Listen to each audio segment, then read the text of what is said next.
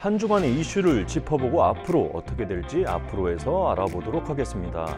요즘 그 이재명 더불어민주당 전 대표 검찰 수사와 재판 그리고 검사 탄핵 정국 나아가 해병대원 사망사고 특검법까지 전국 이슈에서 조연으로 출연하는 분이 계십니다. 이원석 검찰총장인데요. 그만큼 검찰총장은 여야가 전국 분위기를 주도하는 데 상당한 영향을 미치는데 검찰총장이 이제 임기 만료를 앞두고 있습니다. 앞으로 누가 검찰총장이 될지 앞으로에서 알아보도록 하겠고요. 두 번째로는 가상자산 이용자 보호법이 곧 시행이 되는데 로펌들도 새로운 시장에서 고객맞이를 준비하고 있습니다.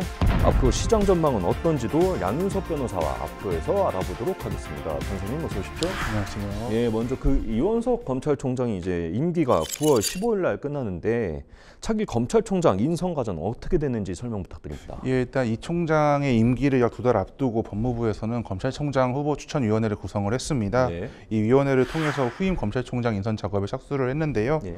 이 위원회에서는 후보자 적격 여부를 심사한 다음에 최소 3명 이상의 후보자를 법무부 장관에게 추천을 하고 법무부 장관은 추천받은 후보자 중에 1명을 대통령에게 제청을 하고 네. 대통령은 그 후보자를 지명한 다음에 네. 이 국회 법제사법위원회 인사청문회를 거쳐서 최종적으로 검찰총장을 임명하게 됩니다. 예. 그리고 이 법무부 장관이나 차관은 이 변호사나 판사 출신들이 또 맡는 경우가 있었잖아요. 근데 이 검찰총장은 검사만 하는 것이 아닌가 이렇게 또 알고 있는 분들이 좀 계세요.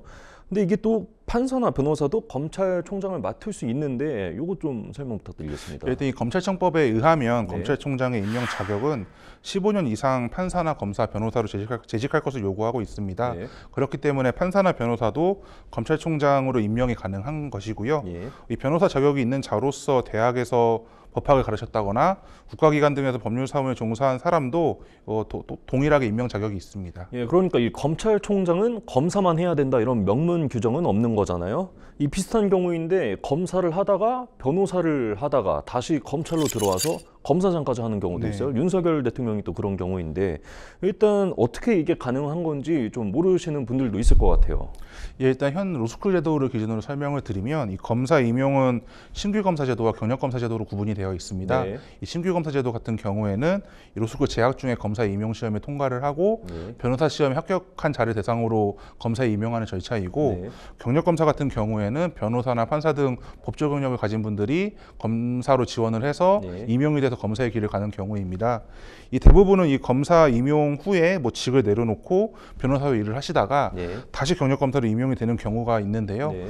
참고로 올해부터는 이 경력 검사 제도에 있어서 필기시험 제도를 폐지하고 네. 서류와 면접만으로 경력 검사를 뽑고 있는 상황입니다. 예, 아무튼 이 법 질서 유지와 그 정의 실현을 위해서 검찰총장 역할이 참 중요하잖아요.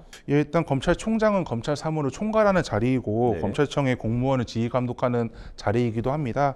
검사는 이 수사권과 기소권을 갖고 있고 공소를 유지하고 형을 집행하는 권한도 갖고 있는데요.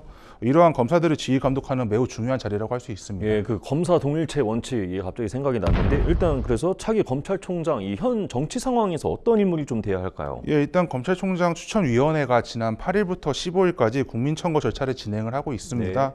네. 누구든지 법조 경력 15년 이상의 인물을 검찰총장 후보로 추천할 수 있는데요.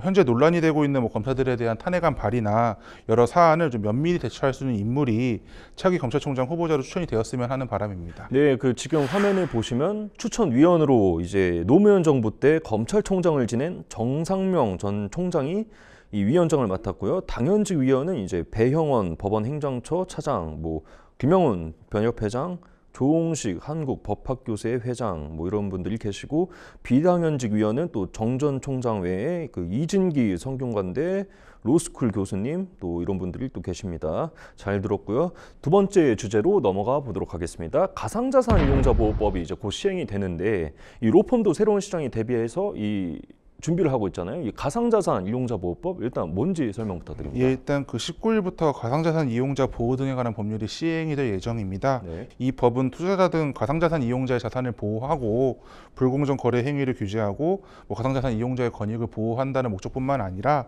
투명하고 건전한 거래 질서 확립을 목적으로 제정이 된 법률입니다. 예, 취지는 그렇고 어떤 주요 내용은 좀 어떻습니까? 일단 무엇보다도 가상자산이 무엇인지에 대해서 정의를 한 규정이 있고요. 네. 아울러 가상자산 거래 거래소의 등록과 인가 요건을 또 규정을 하고 있습니다. 그밖에 뭐 거래소가 좀 투명한 거래를 하기 위해서 여러 가지 의무 사항 등을 규정을 하고 있고요. 네. 아울러 이 투자자를 보호하기 위해서 투자자의 자산과 회사의 자산을 따로 분리해서 보관하는 의무를 또 규정을 네. 하고 있습니다. 네. 또 이 투자자의 자금 세탁을 방지하는 것을 규정을 하고 있고요. 네. 의심 거래가 발견이 될 경우에는 가상자산 거래소가 관계 당국에 보고할 것을 좀 규정하고 있습니다. 마지막으로 이 자본시장법과 같이 가상자산을 이용해서 미공개 정보를 통해서 거래를 한다거나 뭐 시세 조정 행위를 한다거나 뭐 사기 등의 행위를 했을 경우에는 형사처벌하는 내용도 담고 있습니다. 네, 이 내용들이 참 많이 담겼고 그래서 이 로펌들이 가상자산 이용자 보호법 눈여겨보는 이유가 여기 또 있는 것 같아요. 예, 그 아까 말씀드린 것처럼 가상자산법은 가상자산 거래소에 여러 가지 의무나 뭐 부가사항 등을 규정을 하고 있습니다. 네. 이를 잘 지키기 위해서는 아무래도 법률자문 수요가 늘어날 것이 좀 예상이 되고 있는 상황이고요. 그리고 이제 그동안 공백으로 있었던 이 가상자산의 불공정 거래 행위 등에 대해서도 금융당국이 규제를 한다거나 네. 수사기관이 수사를 할 것으로 예상이 되기 때문에 이러한 법적 분쟁을 좀 미리 예방한다든지 발생할 경우에 사후적으로 대처하기 위해서 여러 로펌이 좀 법 시행을 앞두고 미리 여러 가지 준비를 하고 있는 것으로 네, 보입니다. 그 준비를 하고 있다고 말씀해 주셨는데 어떤 준비 좀 하고 있는지 궁금한데요. 예, 일단 뭐 10대 로펌이라고 불리는 좀 여러 법무법인을 보면 네. 전담 조직을 신설한다거나 기존에 있었던 조직을 강화하고 있습니다. 이 가상자산 분야에서 증가하는 법률 자문에 좀 적극적으로 답변을 하고 금융당국의 조사나 규제, 뭐 검찰의 수사에 좀 대응하기 위해서 여러 가지 네. 준비를 하고 있습니다. 네. 부티크 펌이라고 불리는 뭐 강소 로펌도 전담 조직을 신설한다거나 전문성을 갖고 있는 변호사를 영입해서 가상자산 이용자 보호법 시행을 좀 준비하고 있습니다. 네, 그 법 시행 이후 이 가상자산 시장에서 어떤 이슈가 발생할지 그리고 금융당국은 어떤 점에 주목할지 앞으로 좀 지켜봐야겠습니다. 법 쪽의 이슈와 전망 앞으로 어떻게 될지 앞으로도 양윤석 변호사님과 앞으로에서 알아보도록 하겠습니다. 오늘 좋은 말씀 감사합니다. 고맙습니다.